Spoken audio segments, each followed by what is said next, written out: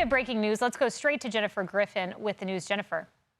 Kaylee, we can confirm with well-placed sources that one of the crew members of the F-15E warplane that went down over Iran has been rescued and is safe at this moment in time. We have been reluctant to report until now about this rescued crew member of the F-15 because of the sensitivity of the search and rescue operation, but we can report that one has been rescued and is getting medical attention as we speak. We don't know if it was a male or a female pilot. As we've reported in the past, there are both men and women flying these F-15Es, but that is the latest and very good news, of course, that at least one of the two crew members did survive. Kaylee? And Jennifer, quickly, we just have a few moments here. Our thoughts immediately go to that second pilot. I imagine the search, the rescue, it is ongoing. Any news on the second pilot? There is no news at this point in time, but as you can imagine, we've seen the images of the Pavehawk helicopters. Those are the Special Forces helicopters that are part of that search and rescue mission. They were being air refueled over in daylight over the contested area. We've seen the image of the pilot's seat and the parachute that was part of the ejection mechanism.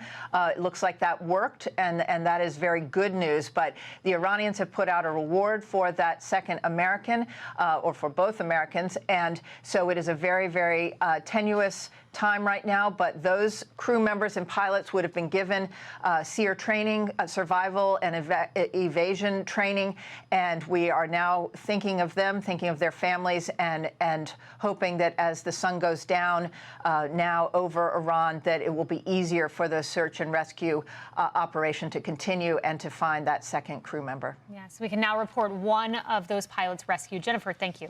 Emily. We now bring in Matthew Whiz Buckley, retired Navy fighter pilot and Top Gun graduate. Sir, your thoughts as we receive the good news that one of the pilots, one of the two crew members of the downed F-15 has been rescued and is safe, sir? Well, it makes my heart smile, obviously, anytime we have aircraft down and aircrew missing. My thoughts and prayers go out to them, but we need one more. When this happened, the combat search and rescue teams of the United States Air Force, some of the most elite on the face of this planet, immediately sprang into action, and they will not sleep until we know the status of the second aircrew. They could be injured. They could be evading, as Jennifer just alluded to. We go through SEER training, survival of evasion, resistance, and escape, or they might just be hiding out for a bit. So we don't know. But seeing the clips of a C-130, the on-scene commander, essentially the tanker, the command and control, they also have PJs on board that could jump out to potentially rescue, and then the Pedros or the Jolly Green helicopters. We obviously have air superiority if we're operating at that low altitude looking for this second air crew.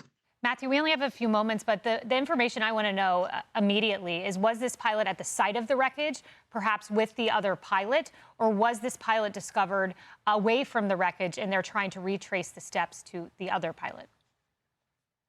Well, it's a great question. I'm not going to dig into too much of the secret squirrel stuff that goes on from an ejection and winds and the area that the search and rescue folks are looking in. But it should be, the second air crew should be around there. But if they ejected in a dynamic situation, the jet was out of control, they might be further apart. It depends on a lot of factors that I just don't want to dig into. Matthew, thank you. Hey, everyone. I'm Emily Campagno. Catch me and my co-hosts Harris Faulkner and Kaylee McEnany on Outnumbered every weekday at 12 p.m. Eastern, or set your DVR. Also, don't forget to subscribe to the Fox News YouTube page for daily highlights.